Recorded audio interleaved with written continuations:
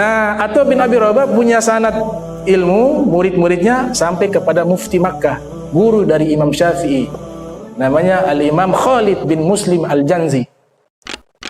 Belajar kepada Imam Muslim bin Khalid Al-Janzi, usia Imam Syafi'i waktu itu masih anak-anak. Beliau hafal Al-Quran 7 tahun. Beliau berangkat dari Makkah, nuntut ilmu hanya beberapa tahun kepada Imam Khalid. Imam Khalid bilang begini, saya punya ilmu sudah habis, bingung mau kasih ajar apa lagi. Kau pergi lagi ke sahabat saya ulama yang ada di Makkah, namanya Sufyan ibnu Uyainah. Ini namanya Sufyan ibnu Uyainah, lahir tahun 107 Hijriah, meninggal tahun 187 Hijriah.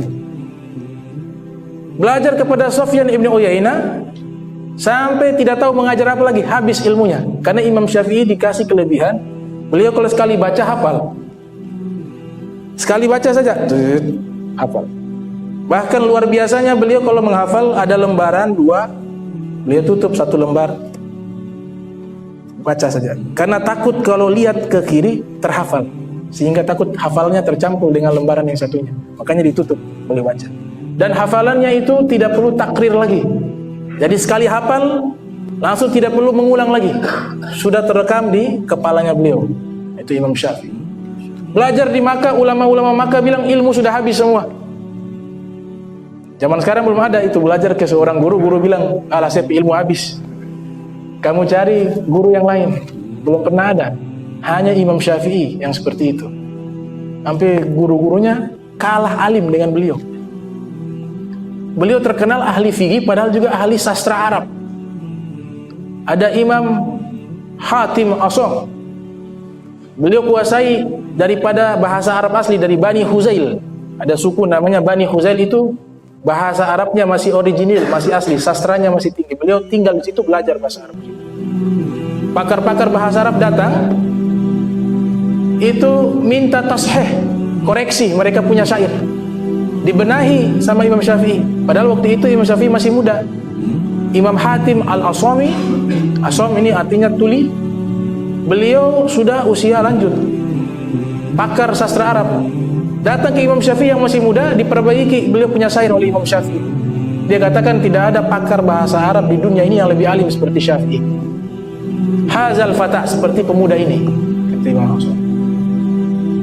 Akhirnya Imam Syafi'i belajar di Makkah, seluruh guru ilmunya habis, dibabat oleh Imam Syafi'i. Nah, mereka usulkan datang ke Madinah. Di Madinah ada tokoh alim besar yang bernama Imam Malik bin Anas. Nah, ini juga Nabi sudah menyatakan dalam hadis dari Abi Hurairah, yakadu an tudrabu akhbadul ibil fi talabil ilmi falam yajidu aliman a'lama min alimin Madinah, kata Nabi. Nanti akan muncul satu zaman seluruh orang menuju mencari ilmu, semuanya tertuju kepada orang alim yang ada di kota Madinah. Itu adalah Imam Malik bin Anas. Ada sahabat namanya Anas bin Malik.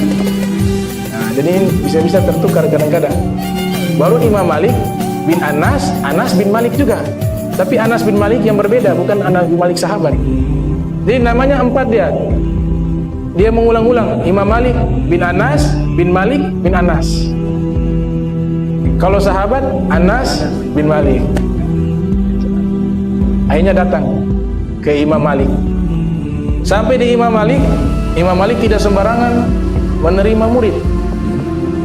Beliau seleksi. Sampai di sana dia tahu betul kitabnya Imam Malik, namanya Al-Muwatta.